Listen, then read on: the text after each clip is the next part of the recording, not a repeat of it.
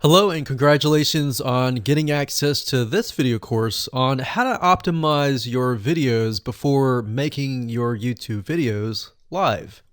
So this is video number 1, which is the introduction to YouTube search engine optimization. So I want to first start out by saying the goal is to focus on doing the right amount of keyword research and video file automation before actually uploading any of it to YouTube.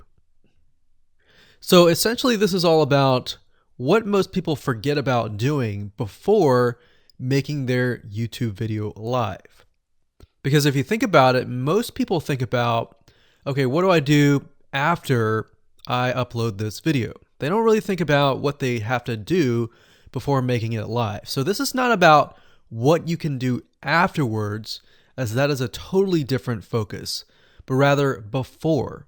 So besides simple optimization, you really need to know that YouTube ranks the videos that people watch the longest. Meaning, let's say for example that we have a 10-minute video. YouTube looks at that video. They look, yes, at the likes, dislikes, and comments, but they also look at, okay, do people actually watch most of this video? And based on, let's say, 1,000 views, how many of those 1,000 views actually watched either 50% or 100%, or how many minutes total? 1,000 times how many minutes was watched. So they really look at how long people watch the videos as a whole. Meaning the more viewers and the longer that they watch, that will get you ranked up further and further up. So instead of focusing on, spammy tactics, tons of backlinks, and all of that, our goal here is to really focus on the user experience. So what I want to do now is give you a quick overview of what's inside this video course. This is, of course, video number 1. Video number 2 is going to be about competitive research, or in other words, researching your competitors to kind of get a better idea of why YouTube is ranking those videos.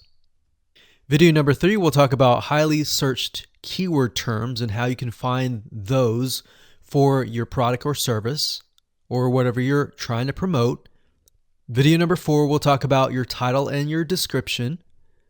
Video number 5, we'll talk about video file optimization. So we're going to optimize the actual file, because each file has essentially information in it.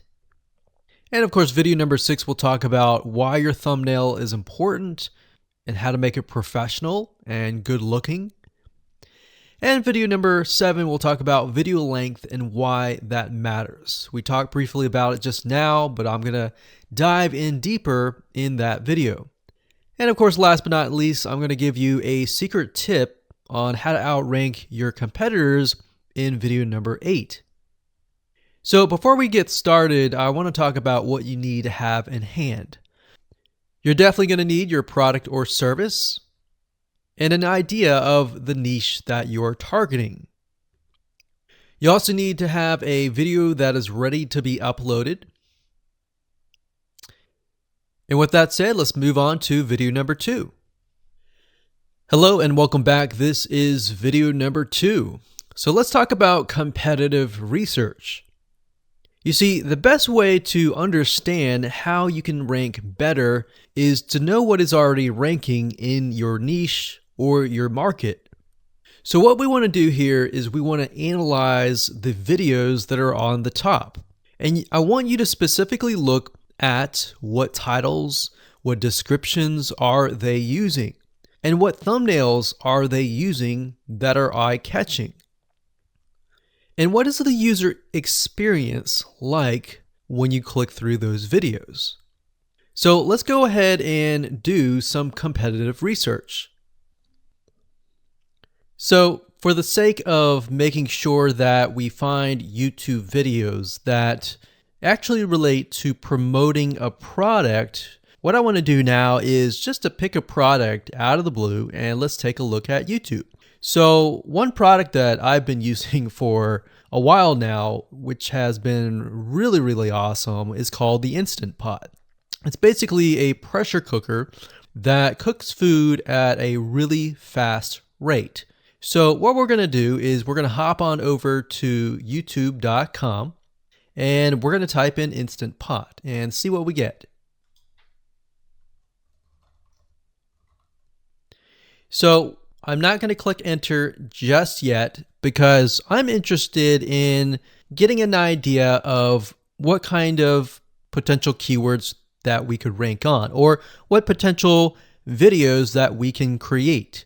And we'll talk more about this in the next video. But for now, let's just do some basic keyword brainstorming and then, of course, do some competitive research.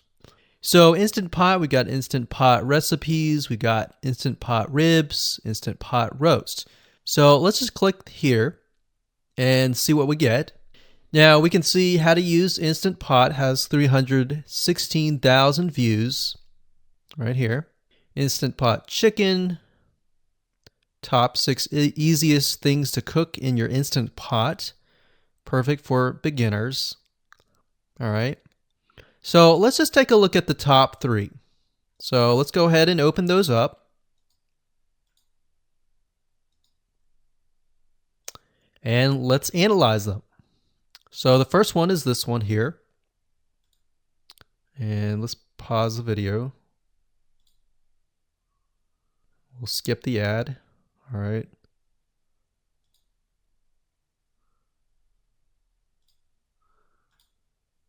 Okay, so how to use the Instant Pot 101 for beginners.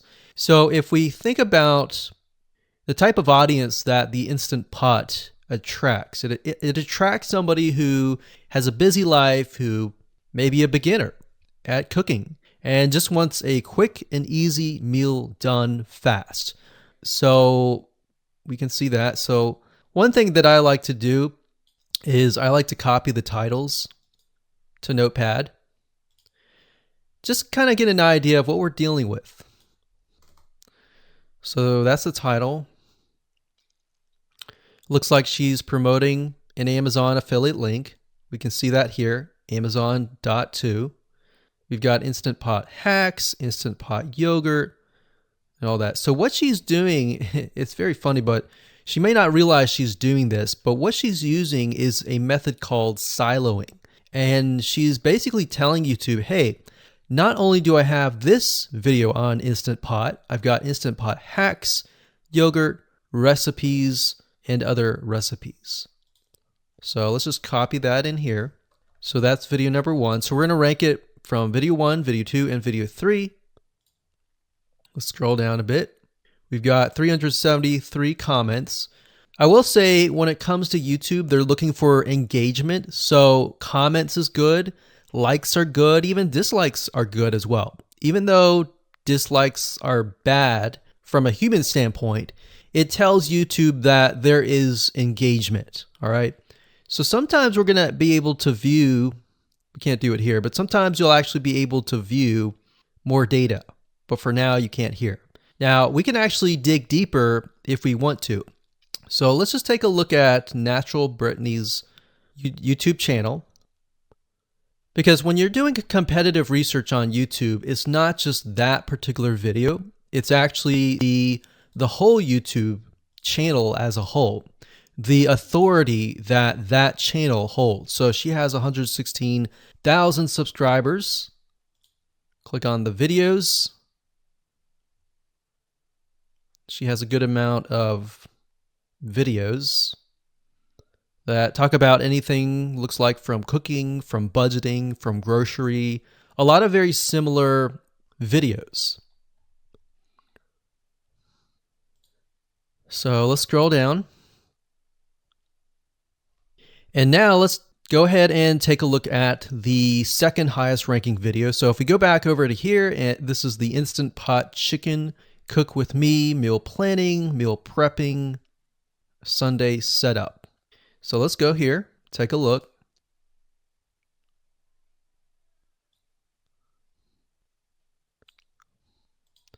Okay, Let's see here.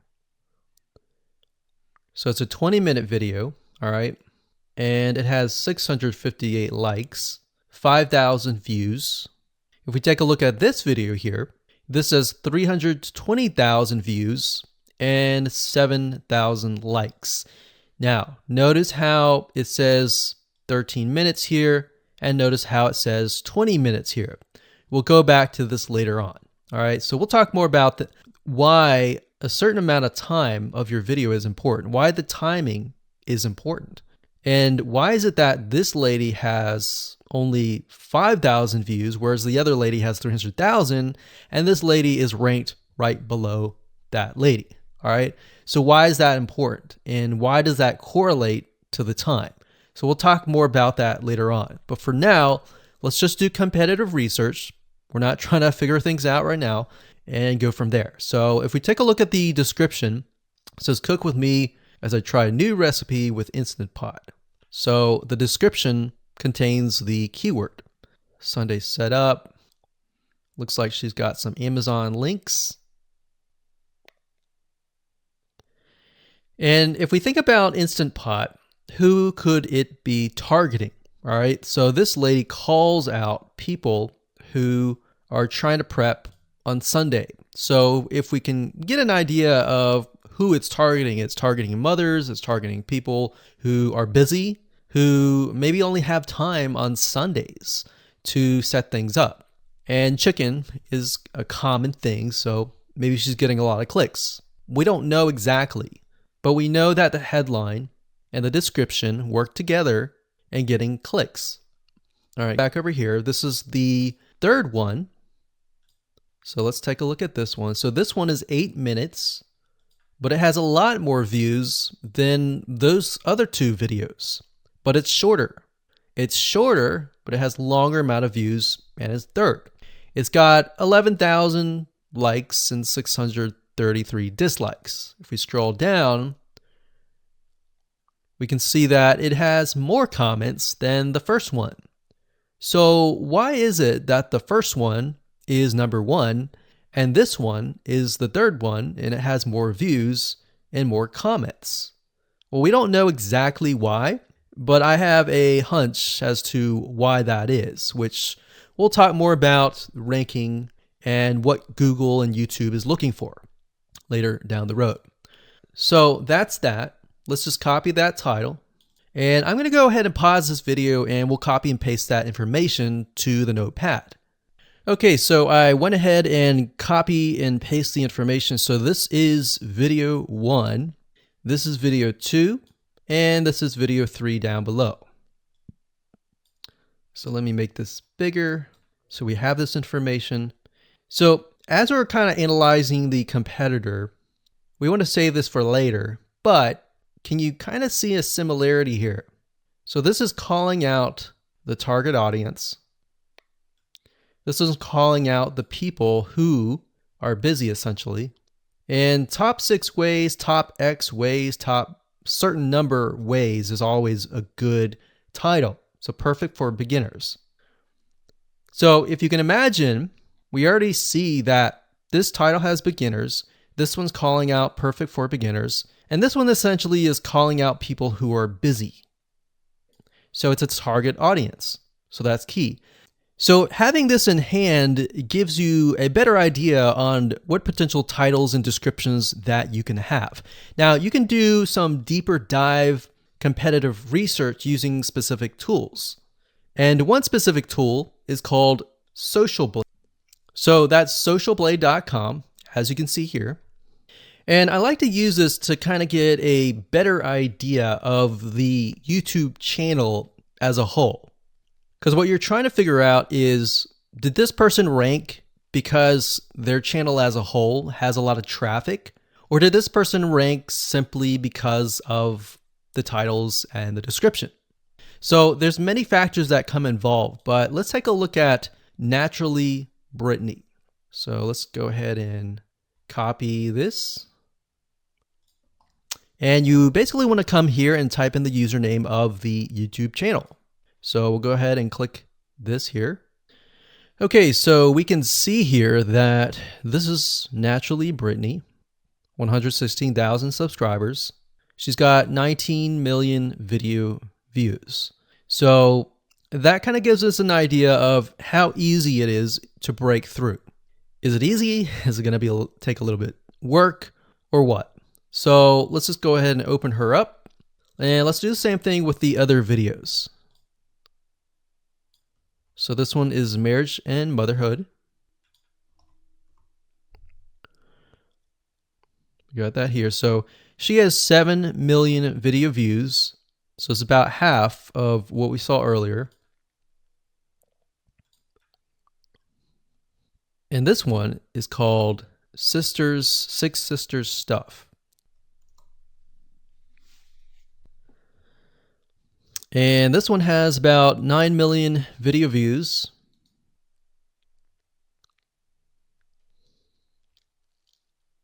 So right off the bat, we can see that if we were to rank on the keyword Instant Pot, it's going to take a lot to break through. But the way we can break through is by using essentially subcategories of that keyword. So Instant Pot recipes or Instant Pot chicken recipe, stuff like that. So we can see that each one of these has about 100 to 200,000 subscribers. So you're going to have to be competing against that. Now, obviously, if you have a good size YouTube channel, that will usually mean that you can break through fairly easily. But if you're just starting out, then breaking through on that keyword is going to be a little bit more difficult. So the next question is, what keywords should you use? And we'll discuss that in the next video. Hello and welcome to video number 3. Let's talk about highly searched keyword terms and how you can figure out what your main keyword is going to be, what your sub keywords are going to be. So one mistake that we see that many YouTubers make is simply making their own title and description. I mean, it's natural, right? But instead of deciding what you think will work, why not use what is already working and do some simple keyword research that's not going to take a lot of time, and this way you'll be able to have the right information that will help you rank on the right keywords. Now the big question is, well, how do I find these keywords? So the best way to find highly searched keyword terms is to look at the Google suggested keywords. And they are suggested for one reason, because they are used a lot. So let me show you how to find them and what they look like. Okay, so from analyzing the previous videos with the top 3 videos to kind of get an idea of what the titles were, what the descriptions were, if we look at the 3 and we refer back to this, the question is, what are the commonalities between the titles? Obviously the keyword Instant Pot, but we also notice that the top one and the third one, they all have the keyword beginners. So beginners in Instant Pot for beginners, all right? So if we go back up here and we go to youtube.com and we type in Instant Pot, what do we get? So when you have a drop down like this is what we call the suggested keywords. And you'll see this in Amazon.com, you'll see this in Google.com and other major search engines. And what this is high demand and highly searched keyword terms. So in other words, if a lot of people are searching for these keywords, then they'll show up in the drop down menu. Right? So Instant Pot chicken happens to be a very highly searched term. And take a look at this. This one is related to Instant Pot chicken. So that means there's a lot of people searching for Instant Pot chicken. And that might be why this second video is ranked so high. Let's scroll down and take a look. So as we're scrolling down, I also want you to kind of keep an eye on the thumbnails because the thumbnails are key. So we got top 6 easiest things to cook in your Instant Pot. And I'll say as an Instant Pot user, I really didn't know what recipes were out there that would fit the Instant Pot. Because the Instant Pot, the way it cooks is it pressurizes the food, and you need a little bit of liquid inside it to pressurize. So what I was doing is I was looking for recipes that were specifically made for the Instant Pot. So a lot of these people that are coming here, they don't know. They're just looking for recipes.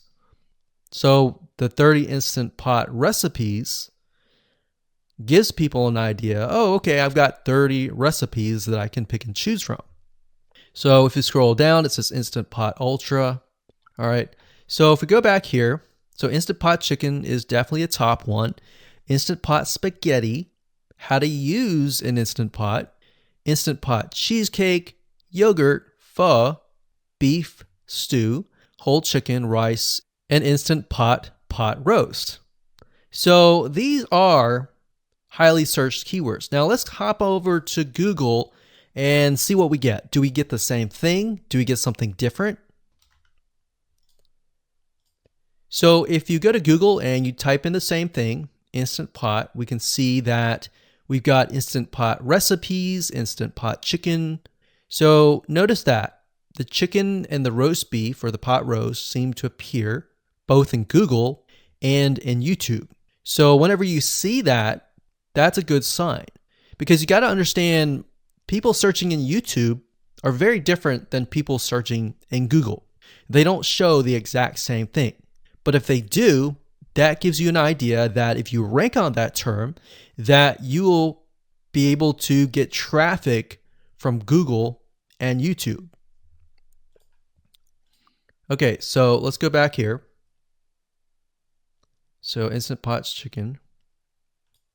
So let's just do a search and see what we get. So another place to find the Google suggested keyword terms is to scroll all the way down to the bottom. So there we go. So Instant Pot recipe. Now these are specifics, all right? These are searches related to Instant Pot. So people are looking to buy Instant Pot Amazon. So let's just type in Instant Pot chicken and see what else we get. So if you notice, when we type Instant Pot chicken, it gives you a more detailed view of the other keywords that are related. So for example, Instant Pot chicken recipes, chicken rice, chicken noodle soup, chicken thighs, chicken bog, chicken breast recipes, chicken wings, and chicken and dumplings. So let's go over here and see what we get. So Instant Pot chicken recipe, wings, noodle, biryani, thighs. So a lot of these are actually appearing that are the same. Okay, so moving on here, we've got Instant Pot chicken. Now let's take a look at what we have here. So what I would do is I would do the same thing, the competitive research. Now, if you notice here, the Six Sisters stuff, it's a different video, but it's a similar video. Now this video is different. This lady is the same. And that's another thing. So if you rank high on the main keyword, then you could potentially rank on the other smaller keywords as well. So that gives you an idea that of what content to create and what keywords to target. So we could potentially make it about Instant Pot chicken. And what I would do is go back here. Let's say we want to title it the Instant Pot chicken. What I would do is I would scroll here and take a look at questions people are asking. So how do I cook chicken and potatoes in Instant Pot? How long does it take to cook chicken pot, Instant Pot? We scroll down, and what I would do is grab these keywords. So I would grab these keywords.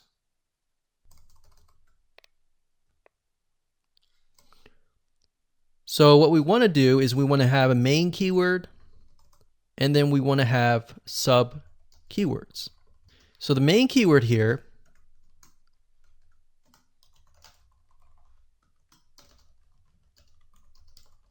would be Instant Pot chicken. And then the other ones would be Instant Pot chicken and potatoes, and all the rest here. So having these in hand will give you a better idea on how to go about creating your titles and your descriptions so that you can target specific keywords, and that you're not like any other YouTuber who is simply making up titles and descriptions just out of your head. So this way you can be strategic and rank effectively. Hello and welcome to video number 4. In this video, we're going to talk about your title and your description. So let's take what you have gathered in the previous video and let me show you how to properly create your titles and descriptions. So when it comes to creating titles and descriptions, we simply need to do what we did in the previous videos, which was the competitive research. And as you can see here, we have the videos 1, 2, and 3, the top number 1, number 2, and number 3. And of course, we have the main keywords. So we have this main keyword here. So that's definitely going to be in the title. And then of course, if you noticed, the target audience was beginners. So essentially what you're noticing here is that people are calling out the audience, and then of course they have the keyword in the title itself. And then of course you want to make sure that title, main keyword, and target audience is also going to be in your description. Now what I like to do is I like to go look at magazines in that niche. It doesn't necessarily have to be exactly, in this case, Instant Pot, but it needs to be somewhat of that genre. Now, one thing that I noticed was when we took a look at the Instant Pot chicken, you could write out something like top 6 easiest things. So instead of things, you could say chicken recipes or pot roast recipes to cook in your Instant Pot. Or you could say something like Instant Pot chicken dash top 6 easy recipes, or you could use a number. People like numbers, especially knowing that somebody gets an Instant Pot for the sake of saving time. You could say top 6 easy chicken recipes that take less than 30 minutes. Now obviously that's a little bit long, so let's head on over to Google here. So like I said, I like to use magazines. Magazines do a great job in creating titles. So as you can see here, I typed in Instant Pot magazine, and to the right, you'll notice that there's Instant Pot all-time recipes. So let's just go ahead and open that in a brand new window, like so. So it looks like we have to pay, but let's just go ahead and click the free sample. So we can see Instant Pot's all-time best recipes. So you could do something like all-time best chicken recipes, or Instant Pot dash all-time best chicken recipes, or all-time best chicken Instant Pot recipes. So obviously here we're not going to copy word for word because that's plagiarism, but we're going to use something different. We're going to tweak it around. What we're looking here is for headlines. So let's go back here. So it says everyday Instant Pot, 115 delicious, family friendly pressure cooker. So we can say everyday Instant Pot, 6 delicious family pressure cook recipes. So everyday Instant Pot chicken, as long as the word Instant Pot chicken is in there. So we got 66 Instant Pot recipes that put your pressure cooker to work. So we could say something like 6 Instant Pot chicken recipes that take less than 15 minutes. And yes, believe it or not, Instant Pot can literally cook something like a pot roast within less than an hour, or sometimes half an hour. Because it's a pressure cooker, it cooks a lot faster. So that's what I like to do, is I like to take a look at magazines. So it doesn't necessarily have to be Instant Pot in this example. It can be another food magazine. So essentially that's how to create the titles. As far as the description goes, if you take a look at what they've written here, the first one that's ranking really well, as you can see here, we've got Instant Pot 101 for beginners. So you'll notice that they are trying to target the keyword Instant Pot 101 for beginners. So they've stated that in the title, and they've also put it in the description. So it says everything you need to know about how to use the Instant Pot in a beginner Instant Pot recipe. So notice that they use the keyword beginner Instant Pot twice. And then of course they got Instant Pot hacks, Instant Pot yogurt. And what they're essentially doing here is they're linking to other related videos. Now, Google's smart enough and YouTube's smart enough to have an algorithm to read the description and think, okay, they've got other videos that they've created that are related to Instant Pot. This video must be good, or this channel must have a lot of relevant information. So we're going to rank it a little bit higher because it's going to give people what they want to see. So now we look down here, it says Instant Pot chicken. So this is the lady who is ranking really high on Instant Pot, but also Instant Pot chicken. So it says cook with me as I try a new recipe with my Instant Pot. So we can see the keyword Instant Pot here. And as you can see, the description is really written for the user, but it contains the keywords that are necessary. So you don't need to write something like Instant Pot chicken or something that's just a bunch of garbled information. You want to make sure that the title and the description attract people first and foremost, and then embed the keywords within.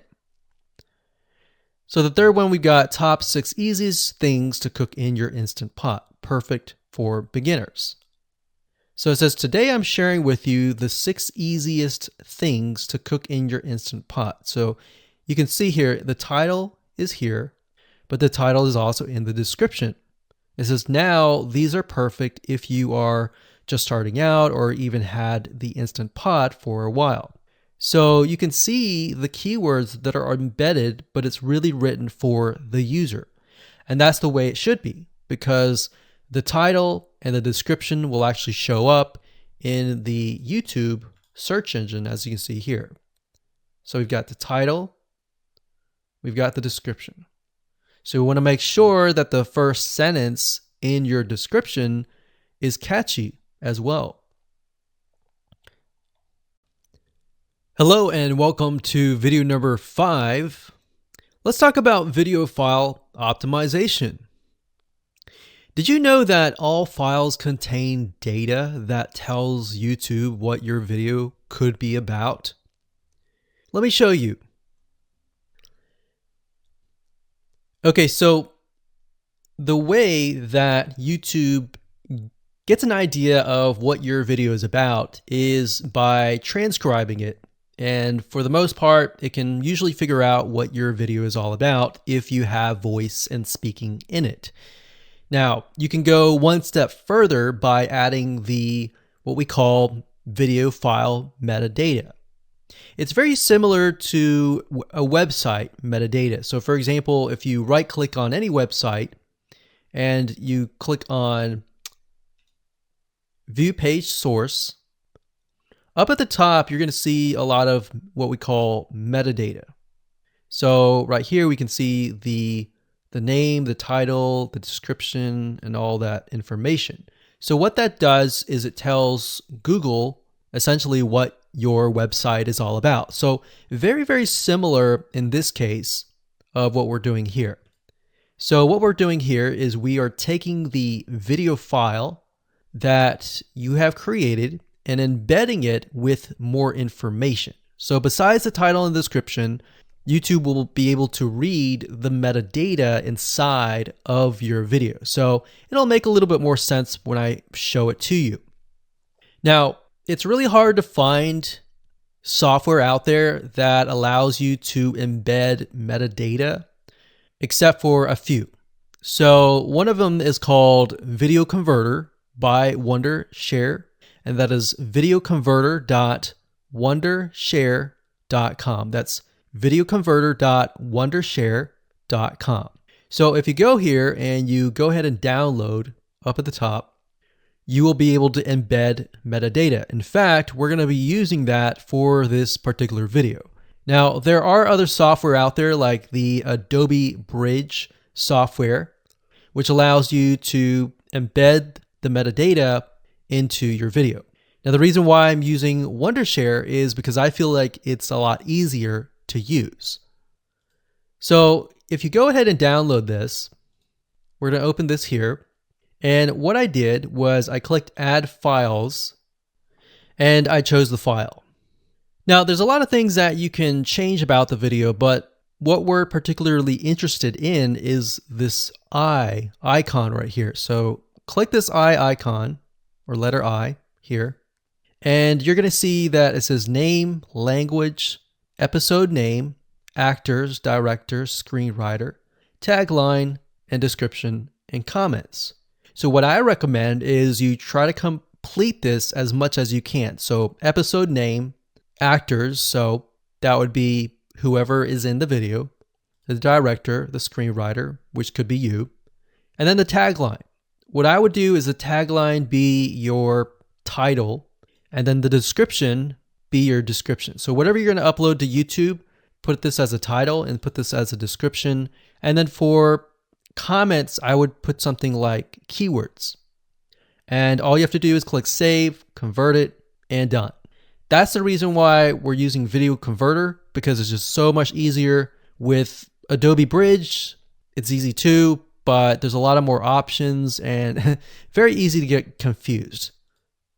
So once you're done with that, you save the video. Your video has the metadata inside of it, and all you have to do is simply upload it to YouTube, and that's it.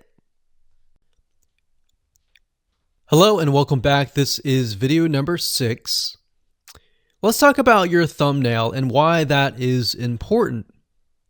You see, since our goal is to get more clicks or more views to your YouTube video, we have to rely on attracting viewers.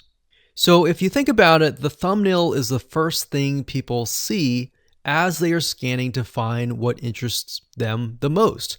So in other words, if you think about it, if you go to youtube.com and you type in a keyword, you're going to see all the results with thumbnails, the titles, the descriptions, and all of that. So that's the first thing that they see. So let's discuss what your thumbnail should contain and what's working in your market and how to figure that out. So when it comes to having a thumbnail, you want to make sure that it is eye-catching, meaning it shows somebody what they want. So if Instant Pot Chicken is your main keyword, you want to make sure that your thumbnail has something in it that entices them. So it's good to have the keyword or the title in it. So you can see right now the way YouTube works is they have an initial title or an initial thumbnail, and then after that you can see motion. So if I put my mouse over it, you can actually see part of the video, which makes it a lot more engaging. So as we scroll down, the initial thumbnail that this woman uses is the Instant Pot. And then this one here, it says Instant Pot recipes. So Instant Pot. So we can see the ones at the top definitely have the Instant Pot in it, or a word that's chicken, or a picture that has chicken in it. So it fits the keyword.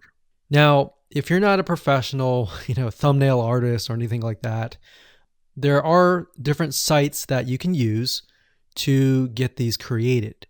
Now, bear in mind that you never want to use a thumbnail that is clickbaity or that lies to somebody, because if they click on it and then the video is nothing like the thumbnail, then guess what? You might get tons and tons of clicks and perhaps views, but you're not going to get people watching your video, which is very, very important, which we'll discuss in the future videos. But for now, there are different elements that you need. So what I recommend is you go to a site called creativemarket.com. That's creativemarket.com. There are other sites like graphicriver.net, but over time we've realized Creative Market has a lot of really good designs. So what we can do here is in the search box, we're going to type in YouTube thumbnail. And we're looking specifically for templates that we can use for the thumbnail. So it says YouTube thumbnail pack. Let's go ahead and open that. There's one here. There are end cards, but that's a little bit different. That basically comes at the very end of your video. So we got urban thumbnails, different types of thumbnails. But the reason why I like Creative Market is buying templates for specifically YouTube thumbnails is going to make your life a lot more easier, especially if you can make it professional. The more professional it looks, the more professional your viewers will click through. So if we click on this, we can kind of get an idea of what we're dealing with.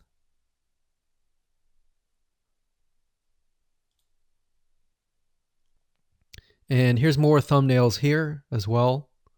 Now, over time, we've realized with YouTube thumbnails, more and more designs are becoming minimalistic, meaning it's not too fancy, but it's got just enough information to tell the person what it is all about. So it could have text, it could have pictures, but you really need to know what your YouTube video is about before you can create your thumbnail. In fact, I recommend that you create your YouTube video first and then you create your thumbnail so that you can make sure that you attract the right person. Now, what we found a little bit of a technique is to create a thumbnail that is related to essentially the end, meaning if you're creating an Instant Pot chicken recipe, you might want to show the chicken already cooked. So essentially what people get if they click through. So that way people think, oh, okay, this looks really nice. I'm going to click through. And they're more likely to actually watch all the way through to the end. And that's what we want. We want people not to just click through, but to watch all the way till the end. And that's actually going to help us with the ranking. Hello and welcome to video number 7. Let's talk about video length in more depth. So the big question is, how long should your video be? While yes, most folks have said that your video should be short due to attention span, and that's something that we've talked about in the past, and that definitely worked in the past, and that still is true that people's attention span are short. But today, in terms of YouTube, your video length should be longer, and here's why. Did you know that YouTube ranks your video based on how many minutes your viewer watches? We talked briefly about this in video number 1, but I want to talk about why that is the case. Statistically speaking, most people that we have found, based on statistics that we have seen in YouTube, most people watch about 50% of a video. Even the people that are interested in a video, they watch 50% of a video. So if that, in this case, is a 5-minute video, an average viewer is only going to watch about 2.5 minutes. Now, here's why that is important. If you're competing against someone who has a 30-minute video and their viewers watch 15 minutes, which is about 50%, well, guess what? Even if they can have less viewers than you, they're going to beat you because they have a longer video. So if you got the 2.5, they've got the 15 minutes, they can send less people and still beat you. And YouTube will favor them in the end. Now that of course is assuming that the views are legitimate and people are actually watching. And that's why user experience is so important. So to give you some real life practical application, let's hop on over to YouTube and I'm going to show you proof that this works. Okay, so let's take what we learned and what we just discussed and apply it to some real life practical application.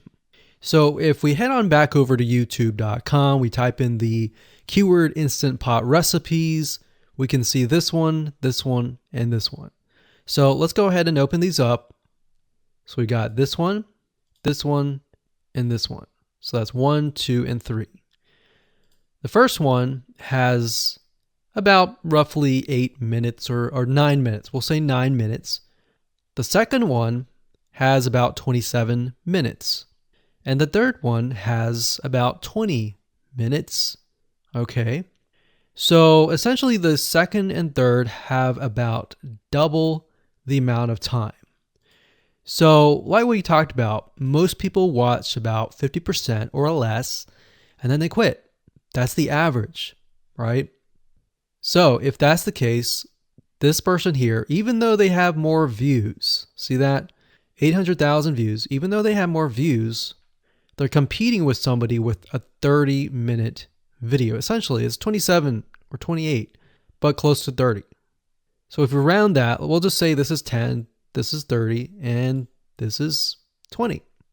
All right, so let's keep it at even numbers. So if that's the case, there's 4 minutes here, 15 minutes here, and 10 minutes here.